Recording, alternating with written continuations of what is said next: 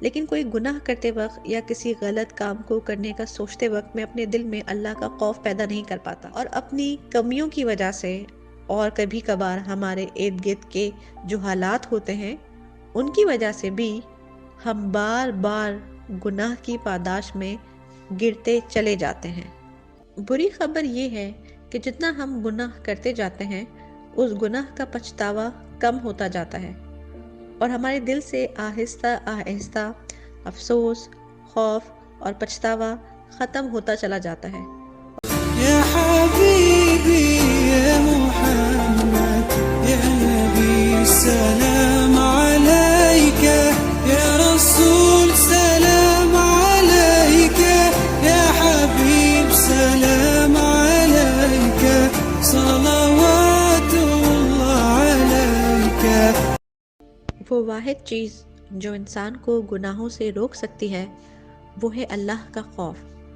ہم دیکھتے ہیں کہ لوگ رشوت لیتے ہیں، جھوٹ بھی بولتے ہیں، لوگ چوری کرتے ہیں، معصوم لوگوں کا، معصوم جانوں کو قتل کرتے ہیں اور انسانوں پہ ظلم کرتے ہیں۔ یہ سب صرف اور صرف اللہ کا خوف نہ ہونے کی وجہ سے ہی تو ہے۔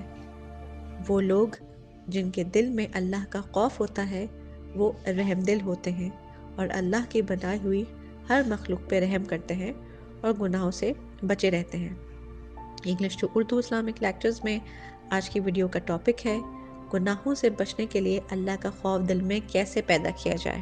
شیخ، میں پوچھنا چاہتا تھا کہ میں کئی دنوں سے اللہ کے نام اور ان ناموں کی خصوصیات یاد کر رہا ہوں اور الحمدللہ اس سے مجھے بہت مدد بھی ملی ہے، لیکن کوئی گناہ کرتے وقت یا کسی غلط کام کو کرنے کا سوچتے وقت میں اپنے دل میں اللہ کا خوف پیدا نہیں کر پاتا۔ یہ بات کہ اللہ رحمان ہے اور معاف کرنے والا ہے، یہ خیال میرے دل میں آ جاتا ہے اور میں گناہ کر دیتا ہوں، اور پھر بعد میں مجھے پچھتاوا ہوتا ہے کہ میں نے جو بھی اسلام کا علم حاصل کیا ان سب کا کیا، اور یہ بھی کہ اللہ سمیع البصیر ہے، وہ سب کچھ سن رہا ہے اور دیکھ رہا ہے، اور جو گناہ کرنے والوں کے لیے سخت سزا ہے۔ یہ سب علم جو مجھے ہے اس کا کوئی فائدہ نہیں ہو پاتا کیونکہ میرے دل میں اللہ کا ڈر پیدا نہیں ہو پاتا۔ مجھے نہیں پتا کہ اپنے دل میں اللہ کا خوف کیسے پیدا کروں۔ جزاک اللہ خیر۔ وعلیکم جزاک اللہ۔ یہ تو بتانے کی ضرورت ہی نہیں ہے کہ اللہ کے خوبصورت نام اور ان کی صفات یاد کرنا گناہوں سے بچنے کے لیے ایک بہترین ترغیب ہے، کیونکہ جتنا آپ اللہ کو یاد کریں گے، اسے جانیں گے، اتنا آپ اللہ سے محبت کریں گے، اس سے ڈریں گے اور اس کی نعمتوں کے شکر گزار ہو سکیں گے۔ لیکن کبھی کبھی یہ کافی نہیں ہوتا، کیونکہ تمام علم ہونے کے باوجود جس سے ہم اللہ کے احکامات جانتے ہیں اور اللہ کی عبادت کرتے ہیں، ہم گناہ کر دیتے ہیں، کیونکہ ہم بہرحال ہیں تو انسان ہی، اور اپنی کمیوں کی وجہ سے اور کبھی کبھار ہمارے ارد گرد کے جو حالات ہوتے ہیں ان کی وجہ سے بھی ہم بار بار گناہ کی پاداش میں گرتے چلے جاتے ہیں۔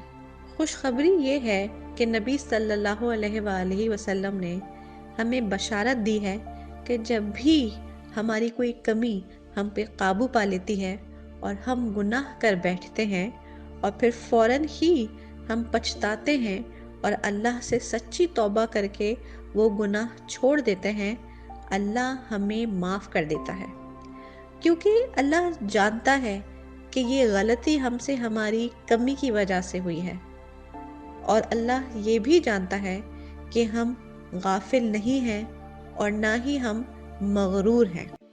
بری خبر یہ ہے کہ جتنا ہم گناہ کرتے جاتے ہیں اس گناہ کا پچھتاوا کم ہوتا جاتا ہے، اور ہمارے دل سے آہستہ آہستہ افسوس، خوف اور پچھتاوا ختم ہوتا چلا جاتا ہے، اور یہ بہت ہی خطرناک بات ہے۔ تو پھر ہمیں اس کے لیے کیا کرنا چاہیے؟ آپ کو مسلسل اپنے آپ کو چیک میں رکھنا ہوگا، اور وہ کیسے؟ مسلسل قرآن پڑھ کر اللہ کو یاد کرتے رہیں، مسلسل ذکر استغفار کرتے رہیں، اور صرف صالح عمل کرنے والے اور نیک لوگوں کی صحبت میں رہنا شروع کر دیں۔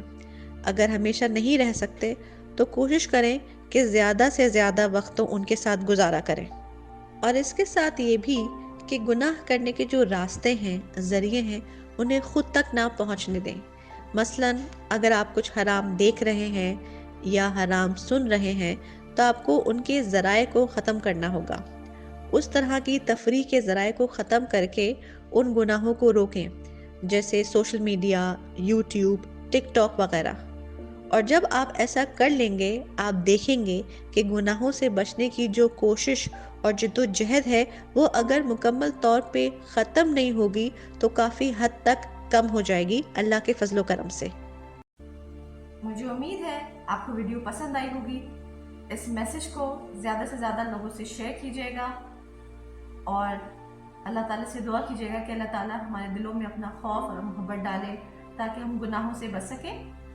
اس ویڈیو کا اوریجنل لنک ڈسکرپشن باکس میں موجود ہے۔ السلام علیکم ورحمۃ اللہ وبرکاتہ اینڈ تھینک یو۔